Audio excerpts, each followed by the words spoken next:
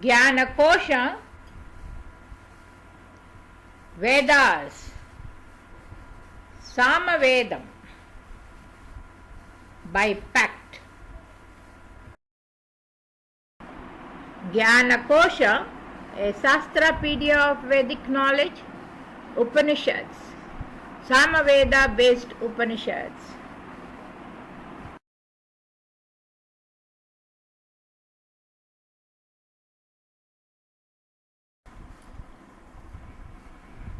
ओम गणानां त्वा गणपतिगं हवामहे कविं कवीनामुपवज्रवस्तमं ज्येष्ठराजं ब्रह्मणान् ब्रह्मणस्पतकान् शृण्वन्नोतिभिः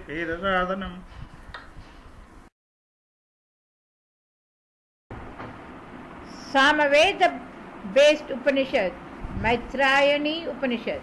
The Matrayani Upanishad is an ancient Sanskrit text. It is also known as Maitri Upanishad, and it is listed as number 24 in the Muktika canon of 108 Upanishads. The Matrayani Upanishad is associated with the Matrayana school of Yajurveda. It is a part of the Black Yajurveda, with the term black implying the unarranged motley collection of content in Yajurveda, in contrast to the white Yajurveda, where Brihadaranyaka Upanishad and Isha Upanishad are embedded. The chronology of Maitreya Upanishad is contested, but generally accepted to be a late period of Upanishadic composition. The Maitreya Upanishad consists of 7 Prathapathkas, lessons. The first lesson is introductory, the next 3 are structured in a question-answer style and discusses metaphysical questions relating to Atman, self, while the 5th to 7th are supplement.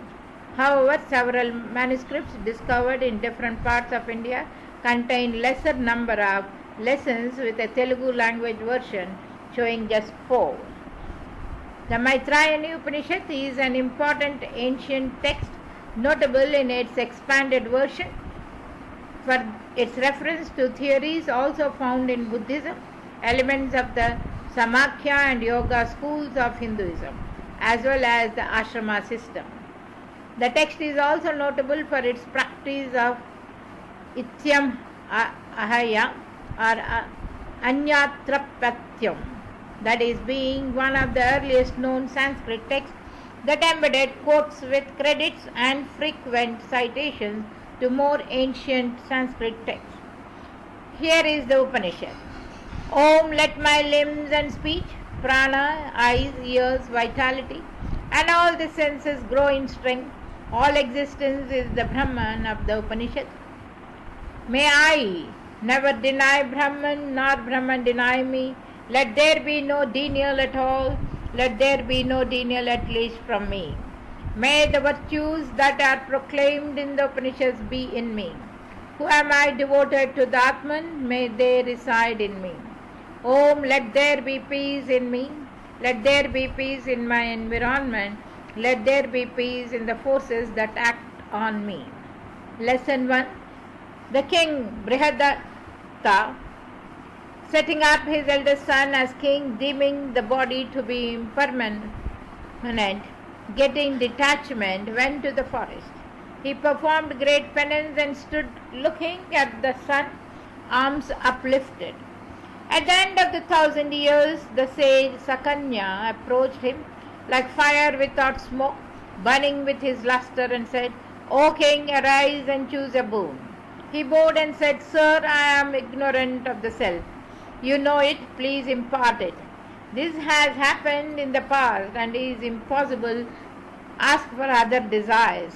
But the king touched his feet and said, Sir, what is the use of enjoyment in this body which smells badly and is a mass of bones, skins, and attached by lust, anger, separation from near and dear people, hunger, thirst? We see that all this is decaying, like flies and mosquitoes which live and die. Great king Dudhyamna, Bruhadyamna, Indrudyamna, Kuvalasyava, Yuyaswaswa of Surya Vamsha Maruta, etc. of the Somavamsa, relinquished this world and went to the other, even as the relatives were watching. We also see how Gandharvas, Asuras, Yakshas, and others are dead and gone. The oceans become dry, mountains fall through our star is shaken, trees and earth are uprooted. There is only rebirth in this world after all the enjoyment. You should uplift me, who am I, like a frog in a dark well. You are my refuge. Lesson 2. The sage Sanakya, being pleased, said, O king, the flag ornament of the Ishwaku dynasty, you know the self, have done your duty, famous as the son of King Marut. This indeed is yourself. Which, O Lord, he asked. He replied, it cannot be described. This one, bound by external causes, going upward, suffering and yet not really suffering, dispels ignorance like the sun dispelling darkness. The tranquil one rising from this body and approaching the Supreme manifests itself in its own essence, immortal, fearless. This Brahma Vidya has been imparted to us by Lord Maitreya. I shall teach you the same. The sinless, powerful, radiant and chaste Valakhilya spoke to Prajapati. Lord, this body is inert like a cart, which subtle being has such greatness, and that the body is set up as a conscious thing. Who is the driver of this body? He told them, he who is beyond speech, is pure, holy, empty of delusion, placid, breathless, independent, endless, unchangeable, eternal, unborn, free, in his own glory. He is the driver, they said. How can this body be set up like this by one who is devoid of desire? He replied, the self is subtle, non-object, invincible, and called Purusha. In part he is consciously present there and awakens the sleeper. That conscious part of this Purusha is the knower of the body in every individual. His marks are imagination, determination, and conceit. He is the Lord of creatures, the eye of all. By that conscious being is the body set up. He is the driver. They asked, Lord, how can such a being exist in part? He told them, this Prajapati was there in the beginning. Being alone, he was not happy. He contemplated on himself and made numerous beings. They were unaware of him, breathless, insert like a post. He was not happy and thought, to kindle their awareness, I shall enter into them. Making himself like air, he entered not as an one, but making himself fivefold prana, apana, vayana, udana and samana airs. The breath that moves upward is prana, apana moves down, samana is that which causes the eaten food to settle and circulate it to every limb equally. Udana throws up and sends down the drink and food. That which pervades the nerves is Vayana. The Vaisvarara wind overpours the Antarayami wind and vice versa. In between these two, warmth is exuded. The warmth is the spirit, spirit is cosmic fire. Also this has been stated elsewhere. The fire within is the cosmic fire, the inner fire by which food is digested. The sound of digestion is heard with closed ears, not when one is about to die. This Supreme Being, dividing himself into five established in the cave heart, is all mental. His body is the vital breath.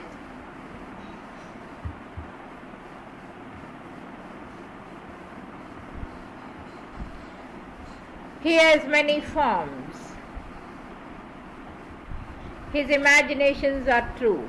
Standing in the core of the heart, he strives and thinks, let me become all things, uprising, dividing things by the five rays. He experiences them. The sense organs are the rays, the motor organs are the horses, The body, the chariot, mind is the driver of the nature of Prakriti. Driving with the whip, he makes the body revolve like a wheel. Due to him is the body a conscious entity. This self is truly led to depend on the non-self by the fruit of actions. White and dark is overwhelmed, as it were, by them and flits from body to body, being unmanifest, subtle, invisible, non-objective, unpossessive, free from states, non-agent, but abides like an agent. He is truly pure, steadfast, immutable, untarnished, uneager, desireless, abiding as witness, experiences fruits of action, is loved by a sheet of Prakriti. Lesson 3. They said, O Lord, who then is the other self, overwhelmed by the white and dark fruits of actions, and goes to whom good and bad, who goes down or up, wandering overcome by dualities? He replied, there is indeed another self in elements, overwhelmed by actions, white and dark. Elements means the 5 root elements as well as the 5 concrete elements. Their complex is the body. The self is like a drop of water in the lotus. This is overwhelmed by Prakriti. Being overcome, he is in the state of delusion and does not see the Lord in himself, making him act. Content with the mass of constituents and confused, unsteady in eager pursuit, smitten by desire, earning conceited thinking, and that this is mine. He binds himself by himself, as in a net he roams about. Elsewhere also it has been said, the agent indeed is the elemental self. The inner spirit causes actions by means of instrument, just as iron pervaded by fire and beaten by workers is split into May. So the elemental self, pervaded by the inner spirit and pressed by Prakriti, becomes many. The group of 3 aspects, assuming the forms of 84 lokas of living beings, constitutes the mass of elemental beings. This is the form of plurality. The constituents are impelled by the spirit as a wheel by its driver. As the fire is not beaten, only the iron is, so the elemental self and not the spirit is overpoured. It has been stated, this body without consciousness has been generated by the sex act. It is held as via the urinary passage, sustained by bones covered with flesh and skin, filled with feces, urine, etc. It is a shattered sheet. It has been affirmed delusion, fear, depression, sleep, wound, old age, being full of these tamasa and rajasa traits like desire. The elemental self is overwhelmed, hence indeed it inevitably assumes a different form. Lesson 4. It has been said, as waves in great rivers, the past deeds are one safeguard, like the coastline for the ocean. Rebirth is unavoidable, bound by good and bad results of actions as a beast by ropes. Like a prisoner, one in the clutches of death is not free, dwells in the midst of many fears. He who is maddened by worldly pleasures is like one intoxicated. He is in the grip of sin and roams like one bitten by a snake. Is he in the jaws of danger? As in darkness one is blinded by passion.